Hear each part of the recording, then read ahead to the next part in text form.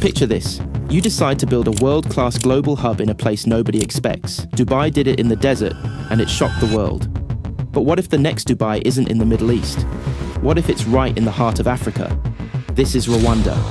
And this small landlocked nation is making a multi-billion-dollar bet, with a little help from the Middle Eastern state of Qatar, to build a mega airport that could make it the logistics king of an entire continent.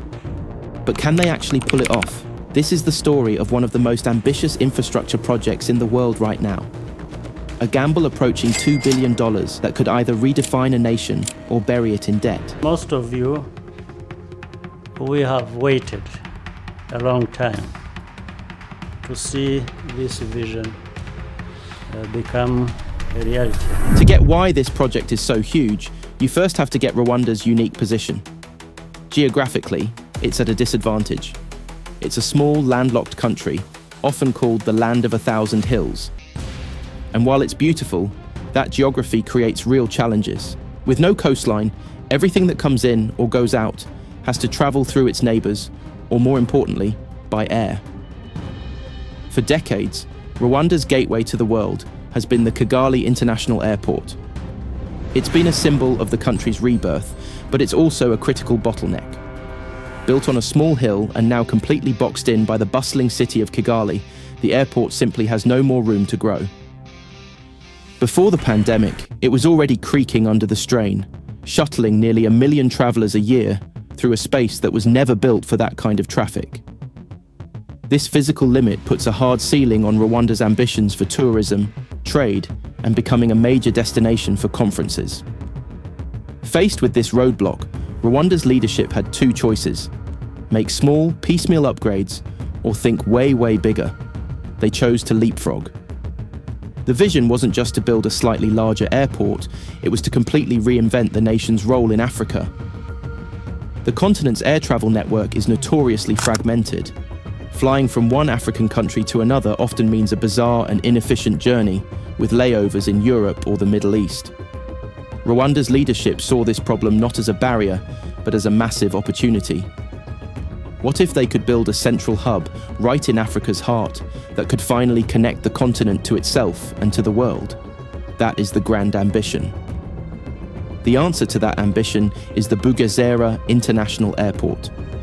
Located on a massive 2,500-hectare site, 40 kilometers south of the capital, this isn't just an airport, it's a statement.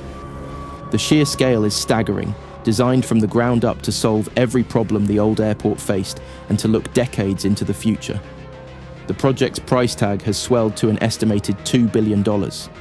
This investment is bankrolling a two-phase construction plan. The first phase, now aiming for a 2028 opening, is being built to handle around 7 to 8 million passengers annually.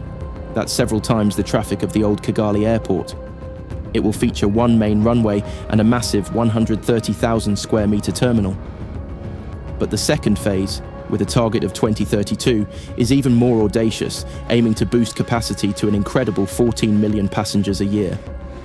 To put that in perspective, that's more traffic than many well-established European airports handle today. The vision for Bugesera, however, goes way beyond just people. A core part of this strategy is cargo. The design includes a dedicated cargo terminal with a projected capacity of 150,000 tons of freight annually, with long-term plans to double that to 300,000 tons. This is the economic engine of the project. The goal is to create a seamless pipeline for high-value goods, from tech and pharmaceuticals to fresh Rwandan produce, to move from the heart of Africa to global markets in record time. It's a direct challenge to the slow, unreliable ground and sea routes that have historically held back African commerce. A $2 billion price tag is a monumental sum for any nation, let alone a developing one like Rwanda. This is where the story takes a fascinating geopolitical turn.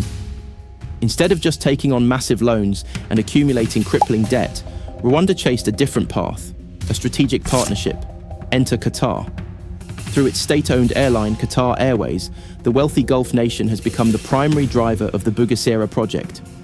In a landmark deal, Qatar Airways took a 60% stake in the project company, with the Rwandan government holding the other 40%.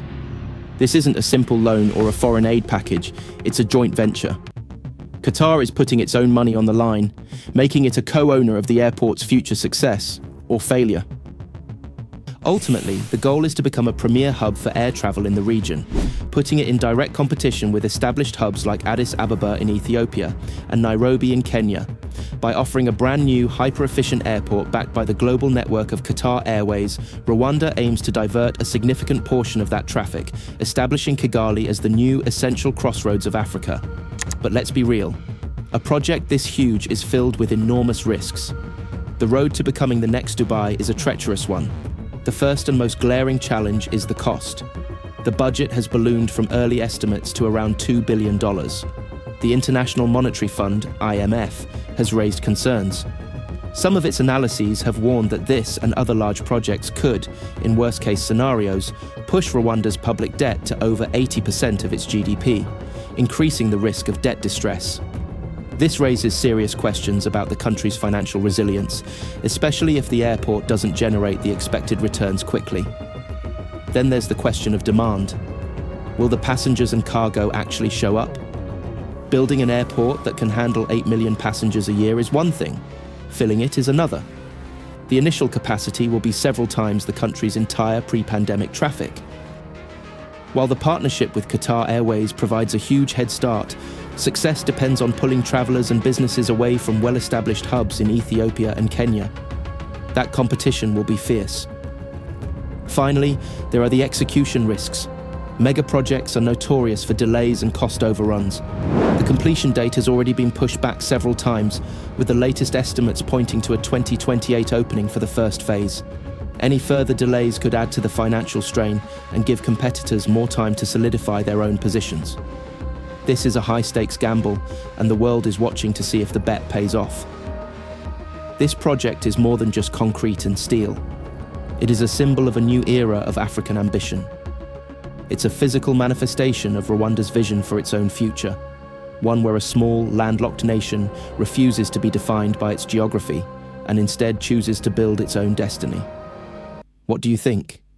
Is the Bugesera International Airport a masterstroke that will create the next global hub, or is it a multi-billion-dollar risk that's just too big to take?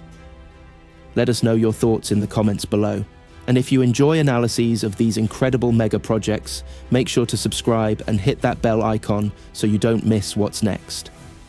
Ultimately, the Bugesera International Airport is a test case. It's a test of the Dubai model of infrastructure-led growth in an African context. It's a test of a strategic partnership between a small nation and a global powerhouse. When the first planes touch down on its new runways, it will mark the beginning of a new chapter for Rwanda. Whether that chapter tells a story of unprecedented success or a cautionary tale of overreach remains to be written. But one thing is certain: the world will be watching.